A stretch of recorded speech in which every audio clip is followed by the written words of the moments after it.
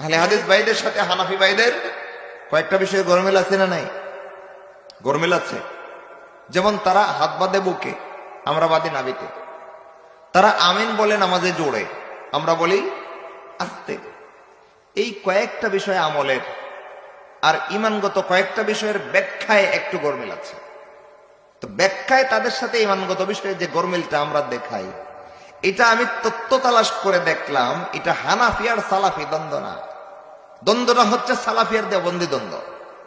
মূলত যে আকিদাগুলোর ক্ষেত্রে তাদের সাথে আমরা বিরুদ্ধাচরণ করতেছি আটঘাট বাইন্ধা, ওই আকিদাগুলোর ক্ষেত্রে ইমাম আজম আবু হানিফা রাহিমাহুল্লাহর আকিদা তালাশ করলে গিয়ে দেখা যায় সালাফের আকিদা আবু হানিফার আকিদা সেম, সাওয়া সাওয়া এক আকিদা।